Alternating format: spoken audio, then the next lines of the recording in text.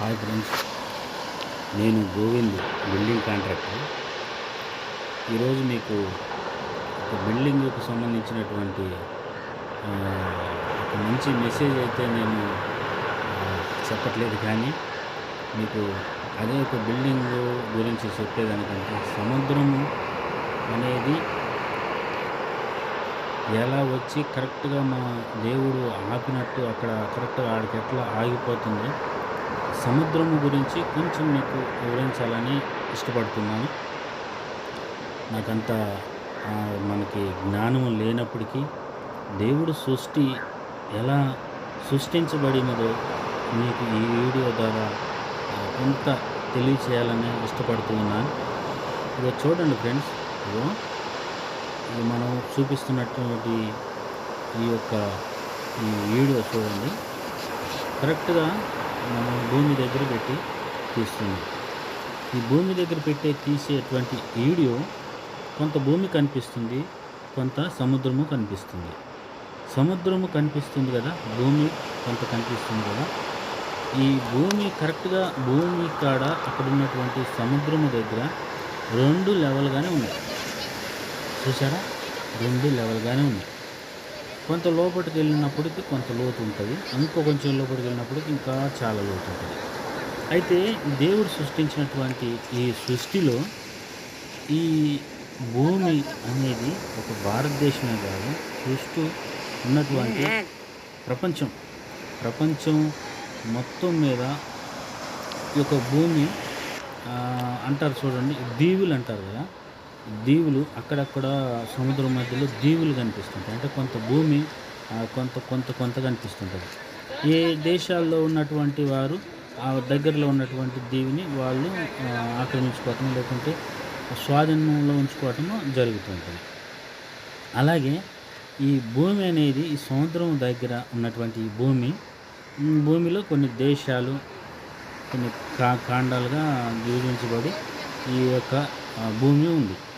అయితే ఈ భూమి చుట్టూన్నటువంటి నీరు ఒక ఇల్లుకి ఒక అద్దుగా ఎలా అయితే మేస్త్రి ఇల్లు కడతాడో, అలాగే ఈ భూమికి సముద్రానికి ఇక్కడికి వచ్చి నీళ్లు ఆగిపోవాలన్నట్టుగా దేవుడు ఆ రోజే కట్టబడి ఉంది. అయితే ఆ భూమిలో అనేక రకమైనటువంటి జీవరాశులు ఉన్నాయి. చేపలు ఉన్నాయి, పాములు ఉన్నాయి, ఇంకా భయంకరమైనటువంటి మనుషులను కూడా తినేసేటి పడవలను కూడా కొరికేసేటువంటి ఎన్నో ఉన్నాయి లోపల.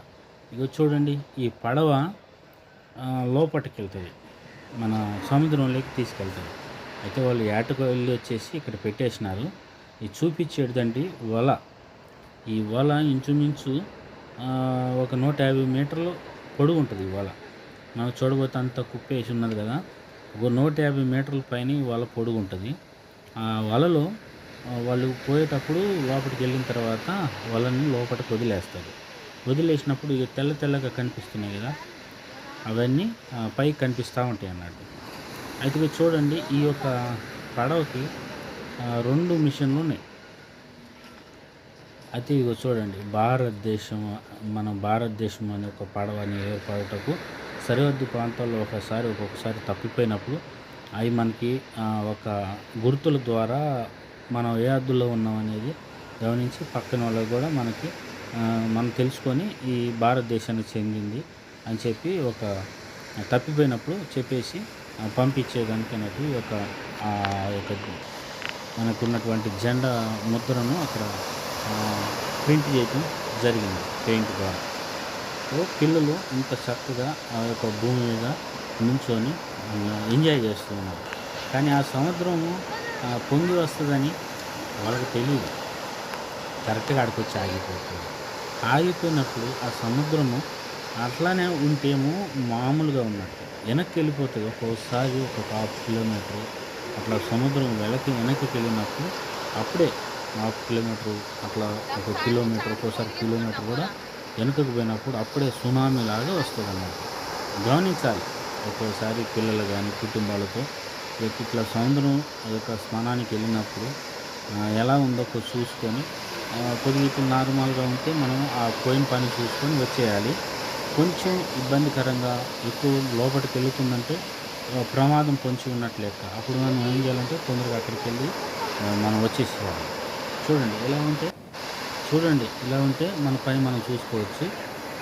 లేదంటే మనం ఏం చేయాలంటే అక్కడికెళ్ళి మనం త్వరగా వచ్చేయటం మంచిది. ఓకే ఫ్రెండ్స్, చూసారా? ఇంక నేను చాలా చెప్పాలనుకుంటున్నాను కానీ మీరు లైక్ చేయాలి ఫ్రెండ్స్, షేర్ చేయాలి, కామెంట్ చేయాలి. ఎందుకంటే నేను ఈ ఒక బిల్డింగ్ వర్కే కాదు, కొంచెం ఫ్యామిలీతో బయటకొచ్చినప్పుడు ఇలాంటి వీడియోలు తీసుకొచ్చినప్పుడు దీని ద్వారా మీరు నాకేమన్నా కొంచెం మీరు సపోర్ట్ ఇవ్వాలి ఫ్రెండ్స్. చూడండి, వీడియోలు కొంత చూసి లైక్ చేసి, షేర్ చేసి, కామెంట్ చేస్తే అనేకులకు రీచ్ అవుతుంది.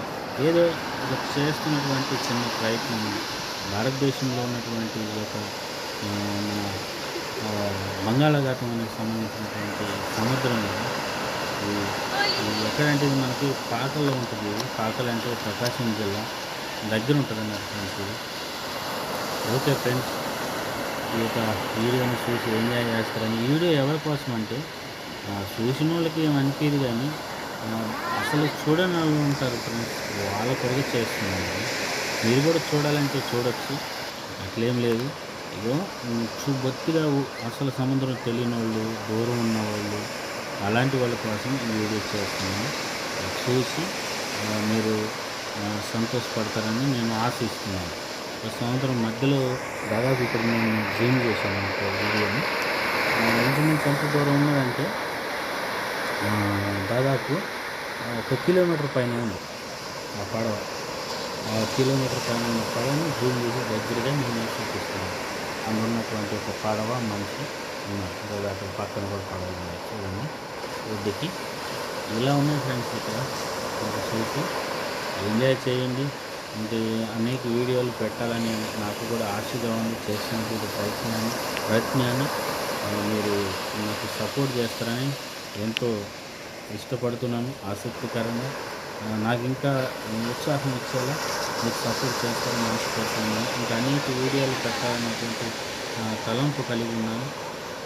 మీరు దయచేసి దయించి మీరు సపోర్ట్ చేయమని నేను అడుగుతున్నాను ఫ్రెండ్స్. చూడండి, ఇలా ఉంది. పిల్లలంతా చక్కగా వీడియోలు తీసుకుంటున్నారు, వాళ్ళ ఫ్రెండ్స్కి షేర్ చేసుకుంటున్నారు. నేను కూడా మీరంతా ఫ్రెండ్సే కదా ఫ్రెండ్స్, అందుకోసం నేను మీకు కూడా వీడియో తీసి షేర్ చేస్తున్నాను friends. Okay friends, bye friends, bye.